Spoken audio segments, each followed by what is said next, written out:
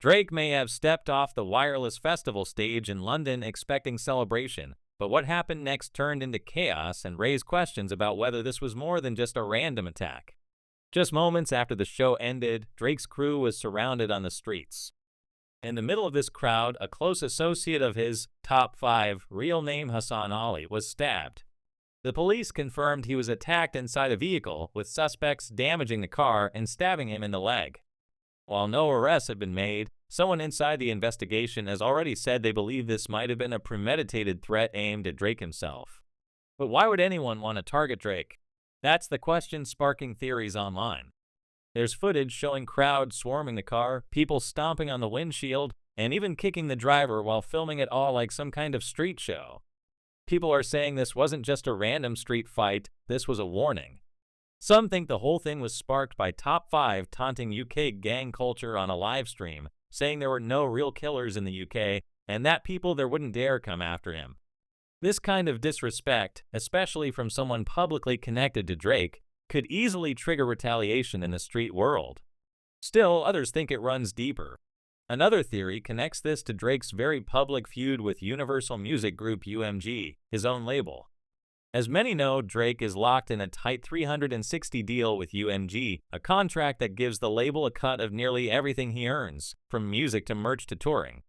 Drake's frustration with this setup has been bubbling for a while, and now he's reportedly suing UMG for defamation, blaming them for allowing Kendrick Lamar's "Not Like Us" to drop and damage his reputation. Some believe this attack in London was orchestrated by industry forces to keep Drake in check, maybe even to warn him against pushing too hard in this lawsuit or attempting to walk away from the deal. There's also a third camp, people who think Drake is manipulating this entire event for sympathy. They believe he's trying to flip public perception after taking several high-profile L's in recent months. From losing his beef with Kendrick to being mocked online for everything from corny lyrics to plastic surgery rumors, Drake's public image has been under fire. Now, with this stabbing incident getting major press, some believe he's leaning into the role of the victim to divert attention away from the lawsuits and career setbacks. So what exactly happened that night in London? Was this street retaliation? A label-sanctioned hit? Or a calculated narrative shift? Footage of the scene shows total chaos, fans jumping on cars, others trying to yank open doors, and Top 5 getting caught in the middle. It wasn't long after this that Top 5 posted on social media confirming he was okay, but also implying this was an attempted hit. He even posted a photo of Donald Trump after surviving an assassination attempt and thanked God for the experience, calling it both a blessing and a lesson. And just days before the incident, Drake had been publicly praising London rappers, saying they were the best lyricists in the world, even better than American MCs. That might have won him love from some corners of the UK, but it also drew attention. Then Top 5, rather than keeping things respectful, went online mocking London street credibility. That live stream could have been the match that lit the fuse. But the deeper conspiracy theory involves UMG and Drake's legal battle with them. Back in 2021, Drake signed a record-breaking deal with UMG worth around $400 to $500 million. He bragged about it in his lyrics, $500 million just for Aubrey. But now, the same label he once called home has become his biggest enemy. Drake believes UMG is siding with Kendrick Lamar and protecting the industry's darkest secrets. Kendrick's diss track didn't just go after Drake personally, it also made veiled references to something far more disturbing, hinting at allegations involving organized abuse and labeling Drake and his crew as predators. Those lyrics were so loaded, some insiders believe Kendrick was trying to expose an entire system of exploitation in the music industry, with Drake positioned as the face of it. One line in particular raised eyebrows, Kendrick comparing Drake's mansion to Diddy's and suggesting it could be raided next. That's a dangerous narrative for a global star to be caught up in, especially with recent allegations surfacing around Diddy and UMG executives, including Lucian Grange. In fact, producer Lil Rod, who filed a lawsuit against Diddy earlier this year, named UMG and Lucian Grange as co-defendants, claiming they helped fund and cover up Diddy's so-called freak-off parties, some of which allegedly involved underage participants. While UMG was later removed from the lawsuit, many suspect that behind-the-scenes deals were made to bury the most explosive accusations. This makes Drake's current lawsuit even riskier because it threatens to drag those same powerful figures back into public scrutiny. And that's where things get scary. Drake knows how much money UMG makes from his brand. His 360 deal means they have control over every part of his career, and if he walks away, they stand to lose hundreds of millions in revenue.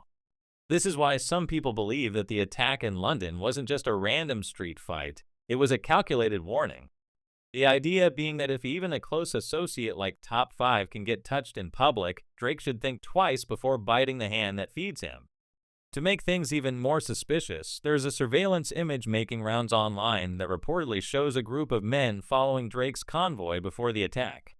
And just 2 days later, Drake reportedly spent $75,000 hiring private investigators to subpoena a Toronto rapper named Kojo Asamoah, someone he believes helped UMG manipulate the charts in Kendrick's favor. So while Drake fights his battles in court, the streets are heating up too. And it's all adding to the suspicion that something far bigger is going on behind the scenes. Some fans believe Drake is finally getting a taste of how dangerous the industry really is, something that artists like Michael Jackson and Prince warned about before their deaths. Michael Jackson, for instance, publicly criticized Sony and other music industry giants for exploiting artists. He felt the system was rigged and even claimed he was being targeted for speaking out. His sister LaToya has said multiple times that Michael predicted his own murder, warning his family that powerful people were coming for him. He didn't want to go on that last tour, but they forced him into it. And after his death, the same people he fought against profited off his legacy. Prince was no different. He was famous for fighting for control of his masters and speaking against labels taking ownership of artists' work. He once compared record companies to delivery services, saying they shouldn't have the right to keep a copy of what they're distributing. He eventually got his masters back in 2014, but died under suspicious circumstances not long after. All this sets a precedent. When artists speak out or try to break free, things have a way of going sideways. Cat Williams also recently warned about how these sudden celebrity deaths often benefit people in power. He pointed out how every time a rapper dies over beef, someone behind the scenes ends up cashing out. Contracts get erased, obligations disappear, and the label walks away with the money. So what does all of this mean for Drake? Right now, he's in a delicate spot.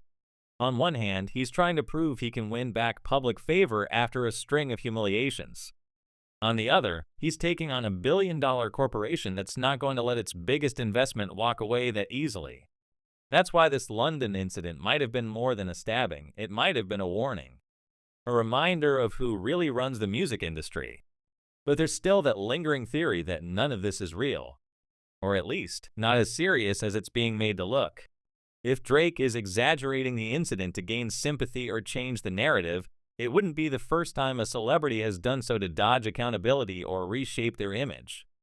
And the fact that he dropped $75,000 trying to track down a relatively unknown Toronto rapper could point to desperation. The truth might lie somewhere in between. Maybe Top 5's live stream really did provoke a street-level response. Maybe Drake's rising tension with UMG really has reached dangerous levels.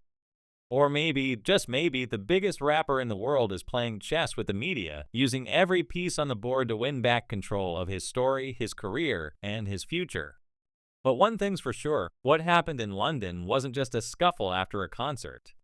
It was a flashpoint in a much larger war between an artist trying to reclaim his freedom and an industry designed to keep him locked in.